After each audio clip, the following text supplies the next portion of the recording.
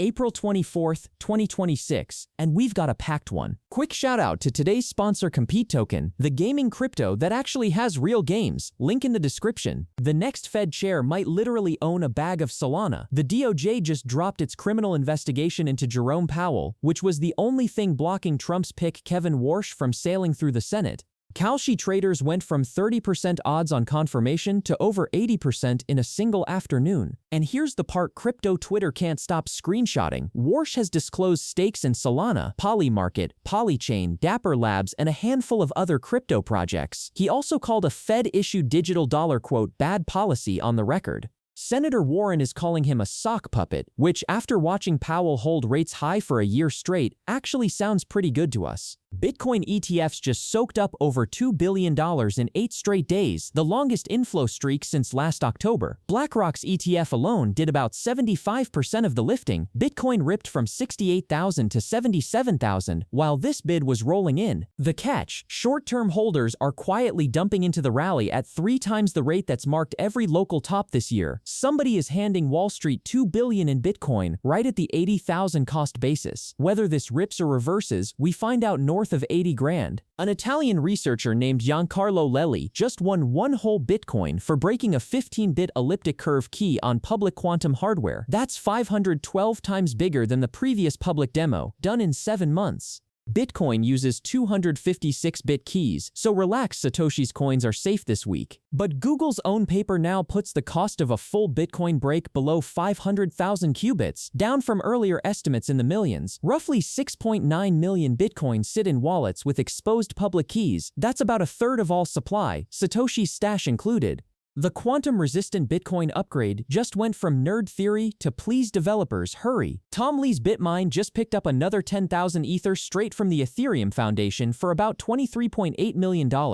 That makes Bitmine the largest Ether holder on Earth with over $11.5 billion in the treasury, currently sitting on an unrealized loss of around $6 billion. Everyone chill. This is the second over-the-counter deal between Bitmine and the Foundation, which uses the cash to fund protocol research and grants. Buying the Foundation's exit liquidity while $6 billion underwater is either the most committed conviction play in crypto or the most expensive lesson in averaging down. Honestly, could be both. Tether just blacklisted 2 Tron wallets holding $344 million of its stablecoin, and the Treasury is openly crediting it as part of a sanctions campaign against Iran. Treasury Secretary Scott Bessent went on X basically branding Tether as a live sanctions tool. Iran's central bank has apparently been laundering oil money through digital assets to dodge sanctions, and the freeze cut off the route. Whatever you think about Tether, watching the biggest stablecoin in the world pull the plug on $344 million with one click is a pretty wild demo of what trust the issuer actually means on-chain. Amazon Web Services just dropped Chainlink's Oracle stack onto the AWS marketplace. Data feeds, data streams, and proof of reserve, all plug-and-play for enterprise.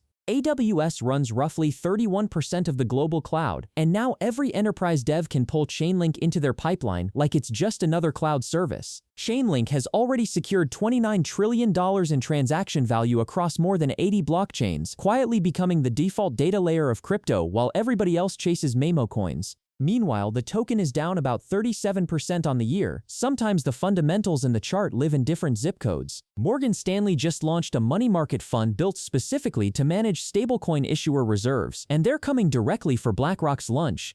It's designed to comply with the Genius Act, and the target customer is literally Circle, which currently parks its reserves in a BlackRock fund. Standard Chartered thinks stablecoins hit a $2 trillion market by late 2028, so Wall Street's 2 biggest names are now brawling over who gets to hold the treasuries that back the dollars that back the crypto. 5 years ago, these firms called crypto a scam. Now they're fighting over the reserve management fees. Tennessee just became the second state to outlaw Bitcoin ATMs. Class A misdemeanor kicks in July 1st. Indiana got their first back in March because apparently banning crypto ATMs is the new state sport. The scam problem is real. Americans over 60 lost $257 million to Bitcoin ATM scams last year, up 58% year over year. But banning the hardware because scammers abuse it is like banning phones because of robocalls. The problem is the scam, not the kiosk at the gas station. Wisconsin's Attorney General just sued Kalshi, Polymarket, Robinhood, Crypto.com, and Coinbase, calling their sports contracts illegal gambling. New York hit Coinbase and Gemini with basically the same suit 2 days ago. Kalshi reportedly pulls over $1 billion a year from sports contracts alone, so yeah, the states noticed. And then this one. A US Army soldier was just arrested for using classified intel on the Maduro removal operation to pull $400,000 in profits on Polymarket. Kalshi's identity checks actually blocked him first. Dude had to VPN into offshore Polymarket to place the trades.